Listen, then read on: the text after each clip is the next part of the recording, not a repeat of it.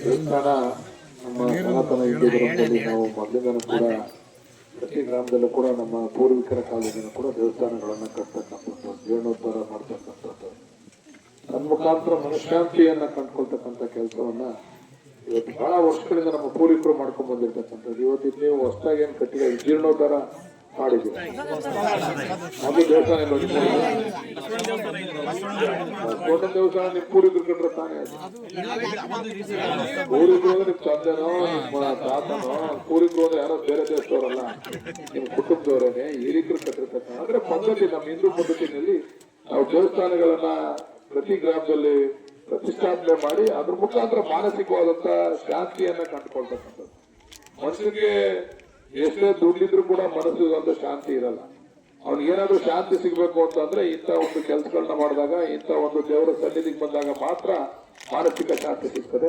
ಅದರಂತೆ ನೀವು ಇವತ್ತು ಒಂದು ಉತ್ತಮವಾದಂತಹ ದೇವಸ್ಥಾನವನ್ನ ಇಲ್ಲಿ ಮಾರಮ್ಮ ತಾಯಿಯ ಆಶೀರ್ವಾದವನ್ನ ಪಡಲಿಕ್ಕೆ ಕಟ್ಕೊಂಡಿದ್ದೀರಾ. ಆ ತಾಯಿ ನಮ್ಮೆಲ್ಲರಿಗೂ ಕೂಡ ಒಳ್ಳೇದ್ ಮಾಡ್ಲಿ ಅಂತಕ್ಕಂಥದನ್ನ ಕೇಳ್ಕೊಳ್ತಾ, ಈ ದೇವಸ್ಥಾನ ಕಟ್ತಕ್ಕಂಥದ್ದು ಸುಲಭವಾದಂತ ಕೆಲಸ ಅಲ್ಲ, ಬಹಳ ಕಷ್ಟವಾದಂತ ಕೆಲಸ. ಒಳ್ಳೆಯವರು ಯಾರು ಕೊಡೋದೇ ಇಲ್ಲ, ದುಡ್ಡು ಜೋಗ ತೆಗಿಯೋದಲ್ಲ ಇರೋರು. ಇಲ್ಲದೇ ಇರೋರು ಸಾಲ ಮಾಡೋರು ಕೊಡ್ತಾರೆ, ದೇವ್ರ ಮೇಲೆ ಭಕ್ತಿ ಇರೋರು ಸಾಲ ಮಾಡೋರು ಕೊಡ್ತಾರೆ. ಪರಮ ಪೂಜ್ಯರು ಕೂಡ ಹೆಚ್ಚು ಅದಕ್ಕೆ ಕಾಣಿಕೆಯನ್ನ ಕೊಟ್ಟಿದ್ದಾರೆ ಅಂತ ಗೊತ್ತಾಯ್ತು. ಎಲ್ಲರೂ ಕೂಡ ಸೇರಿ ಈ ದೇವಸ್ಥಾನದ ಕಟ್ಟಲಿಕ್ಕೆ ಪ್ರತ್ಯಕ್ಷವಾಗಿ ಪರೋಕ್ಷವಾಗಿ ಎಲ್ಲರೂ ಯಾರ್ಯಾರು ಸಹಕಾರ ಕೊಟ್ಟಿದ್ದಾರೆ ಎಲ್ಲರೂ ಕೂಡ ತಾಯಿ ಒಳ್ಳೇದ್ ಮಾಡ್ಲಿ ಅಂತಕ್ಕಂಥದ್ದನ್ನು ಹೇಳ್ತಾ, ಇವತ್ತು ನಮ್ಮ ಸ್ನೇಹಿತರು ಒಂದು ಮಾತನ್ನ ಹೇಳಿದ್ರು, ಫಾರೆಸ್ಟ್ ಡಿಪಾರ್ಟ್ಮೆಂಟ್ ಅಲ್ಲಿ ಐತಿದ್ದು ಜಾಗ ಖಾಲಿ ಮಾಡಿಸ್ಬೇಕು ಅಂತ. ಫಾರೆಸ್ಟ್ ಡಿಪಾರ್ಟ್ಮೆಂಟ್ ನಮ್ಮ ಕಂಟ್ರೋಲ್ ಇಲ್ಲ, ಕೇಂದ್ರ ಸರ್ಕಾರದ ಕಂಟ್ರೋಲು. ನೀವು ಸ್ವಲ್ಪ MP ಅವ್ರನ್ನ ಮತ್ತೆ ನಮ್ಮ ವಿರೋಧ ಪಕ್ಷದವ್ರನ್ನ ಯಾರು MP ಮಾಡಿದ್ರಲ್ಲ ಅವ್ರ ಮೇಲೆ ಒಂಚೂರು ಒತ್ತಡ ಹಾಕಿ, ನಮ್ ಕಂಟ್ರೋಲ್ ಇದ್ರೆ ಇಷ್ಟು ಮಾಡ್ಬಿಡ್ತಿದ್ದ.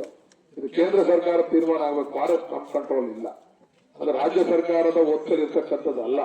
ಕೇಂದ್ರ ಸರ್ಕಾರದವರು ಮನ್ಸು ಮಾಡ್ಬೇಕು, ಇದನ್ನ ಕೊಡ್ಬೇಕು ಅಂತಂದ್ರೆ ಕೇಂದ್ರ ಸರ್ಕಾರದಲ್ಲಿ ಅಮೆಂಡ್ಮೆಂಟ್ ಆಗ್ಬೇಕಿದೆ. ನಿಮ್ದು ಒಂದೇ ಊರಲ್ಲ, ಸುಮಾರು ಗ್ರಾಮಗಳಿದಾವೆ.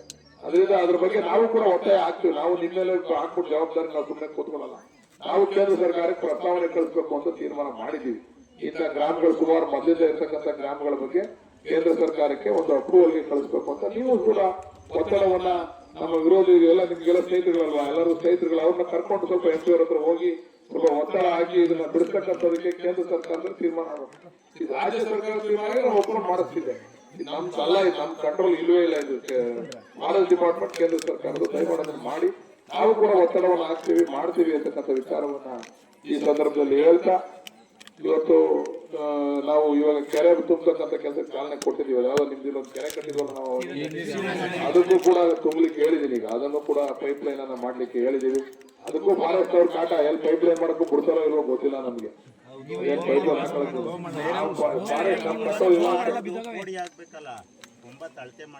ಅವೆಲ್ಲ ಫಾರೆಸ್ಟ್ ಅಂತ ಎಲ್ಲ ಪೆಂಡಿಂಗ್ ಇಟ್ಕೊಂಡವ್ರೆ.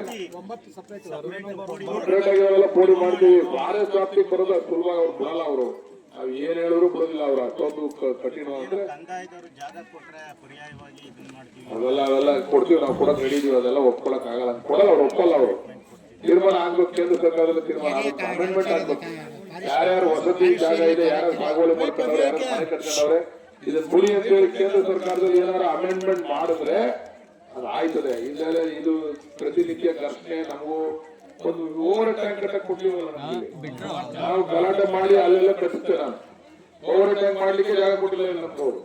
ಕುಡಿಯೋ ನೀರು ಕೊಡೋದಕ್ಕೆ ಜಾಗ ಕೊಟ್ಟಿಲ್ಲ ಅವ್ರು ನಮ್ಗೆ. ಎಲ್ಲಿ ಕಟ್ಟಕ್ ಹೋದ್ರು ಇದು ನಮ್ ಜಾಗ ಅಂತ ಬರೋದು. ಆದ್ರೂ ಈಗೆಲ್ಲ ಕಟ್ಟ ನೋಡಿದೆ, ಬರ್ಬೇಕಾದ್ರೆ ನೋಡಿದೆ ಅದನ್ನ. ಓವರ್ ಟ್ಯಾಂಕ್ ಓವರ್ ಟ್ಯಾಂಕ್ ಕಟ್ಟೋರ್ಲ ಇನ್ನು ನೋಡಿದೆ. ಇನ್ನು ಮುಕ್ಕಾಲ್ ಭಾಗ ಕೆಲಸ ಫಿನಿಶ್ ಆಗದಣ್ಣ, ಪೇಂಟ್ ಆನ್ ಮಾಡಬೇಕು, ಕಲೆಕ್ಷನ್ ಕೊಡಬೇಕು. ನಿಮ್ಮೂರು ಮಾಡೋಣ. ಕಟ್ಟಾಡ್ತಾರೆ ನಿಮ್ಮಪ್ಪ ನಿಮ್ ಚಿಕ್ಕಪ್ಪ ಹಳಬರು ನಮ್ಗೆಲ್ಲ ಜೊತೆ ಇದ್ರು. ಅವಾಗೆಲ್ಲ ನಮ್ ಬೆಂಬಲಕ್ಕೆ ನಿಂತ್ಕೊಂಡು ಎಲ್ಲ ಕೆಲಸ ಮಾಡಿದ್ರು. ಅವಾಗೆಲ್ಲ ಇವ್ರ ಮೇಲೆ ಊಟ ಮಾಡಿ ನಾವು ಅವಾಗ ಆಸ್ಪತ್ರೆ ಕೊಟ್ಟಾಗ ನಿಮ್ಮಲ್ಲಿ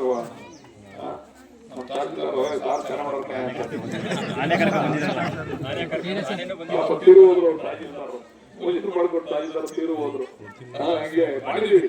ನಮ್ ಕೈಲಾದ ಏನೇನ್ ಆಗ್ಬೇಕು ಊರಿಗೆ ಅಭಿವೃದ್ಧಿಗೋಸ್ಕರ ಇಲ್ಲಿ ಏನೇನು ಕೇಳಿದ್ದೀರ ಅದನ್ನ ಖಂಡಿತ ರಸ್ತೆ ಬೇಕು ಮಾಡ್ಕೊಡ್ತೀವಿ ಅಂತಕ್ಕಂಥದ್ದನ್ನ ಹೇಳ್ತಾ ಎಲ್ಲ ಹೋಗ್ಬಿಡ್ರೆ 5 ವರ್ಷ ಆಗಿಲ್ಲ ಯಾರು ಮಾಡಿದ್ರು ಪ್ರಕಾಶ್ಗೆ ನೀವೇ ಮಾತಾಡಿದ್ರೆ ನೀವೇ ಮಾತಾಡಿದ್ರೆ ಪ್ರಕಾಶ ಮಾಡಿದ್ರಲ್ವಾ ಅವ್ರ ಕ್ರಮ ತಗೊಳ್ಳೋಕೆ ಕೇಳಿದ್ವಿ ಕುಮಾರಸ್ವಾಮಿ ಬಲಗೈ ಮಟ್ಟ ಅಧಿಕಾರಿಗಳು ಎದುರ್ಕತ್ತಾರ ಅವ್ರನ್ನ ಕ್ರಮ ತಗೊಳ್ಳಕ್ಕೆ ಅಲ್ಲಿಂದ ಫೋನ್ ಮಾಡ್ತಾರೆ ಅನ್ಬಿಟ್ಟು ಎದುರ್ಕಂದ್ರೆ ನಾನು ಹೇಳಿದ್ದೀನಿ ಬ್ಲಾಕ್ ಲಿಸ್ಟ್ ಹಾಕಿ ಒಂದು ಕ್ರಮ ತಗೊಳ್ಳಿ ಹೇಳಿದೀವಿ ಅದನ್ನ ಅವ್ರ ಜವಾಬ್ದಾರಿ 5 ವರ್ಷ ಪುನಃ ಇನ್ನೊಂದ್ಸರಿ ಕಾರಾಗಿ ಮುಗಿಸ್ಕೊಡ್ಬೇಕು ಅವ್ರು ಅದನ್ನ ಅವ್ರು ಮಾಡಿದ್ರೆ ಡಿಪಾರ್ಟ್ಮೆಂಟ್ ಮಾಡಿಸ್ತೀನಿ ಅದನ್ನ ಡಿಪಾರ್ಟ್ಮೆಂಟ್ ಮಾಡಿಸ್ಕೊಡ್ತೀನಿ ಹೇಳ್ತಾ ಅಲ್ಲ 5 ವರ್ಷ ಮಾಡ್ಬೇಕಾಗಿತ್ತು ಅವ್ರು ಮಾಡಿಲ್ಲ ಅವ್ನ ಕ್ರಮ ತಗೋತಾರೆ ಡಿಪಾರ್ಟ್ಮೆಂಟ್ ಮಾಡ್ತಾರೆ ಡಿಪಾರ್ಟ್ಮೆಂಟ್ ಒಪ್ಕೊಂಡು ನಾವು ಮಾಡ್ಕೊಡ್ತೀವಿ ಅಂತ ಅವ್ರು ಮಾಡದೆ ಹೋದ್ರೆ ನಾವೇ ಮಾಡ್ಕೊಡ್ತೀವಿ ಅಂತ ಒಪ್ಕೊಂಡಾಗ ಅವ್ನ ಕ್ರಮ ತಗೋತಾರೆ ಅಷ್ಟೇ ಅವ್ನ ಕೇಸ್ ಆಗ್ತಕ್ಕಂಥದ್ದು ಇನ್ನೊಂದು ಮತ್ತೊಂದು ಮಾಡ್ತಾರೆ ಈ ಒಂದು ಕಾರ್ಯಕ್ರಮಕ್ಕೆ ನನ್ನನ್ನ ಕರೆಸಿ 4 ಮಾತನಾಡಿ ಆ ದೇವರ ಕೃಪೆಗೆ ಪಾತ್ರರಾಗೋದಕ್ಕೆ ಅವಕಾಶ ಮಾಡಿಕೊಟ್ಟಂತ ಎಲ್ಲ ಭಕ್ತಾದಿಗಳಿಗೆ ಹಿರಿಯರಿಗೆ ಯುವಕ ಮಿತ್ರರಿಗೆ ತಾಯಂದಿರಿಗೆ ಸ್ವಾಮೀಜಿಯವರಿಗೆ ಎಲ್ಲರಿಗೂ ಒತ್ತಿ ನಾನು ಮಾತು ಮುಗಿಸ್ತೀನಿ. ನಮಸ್ಕಾರ.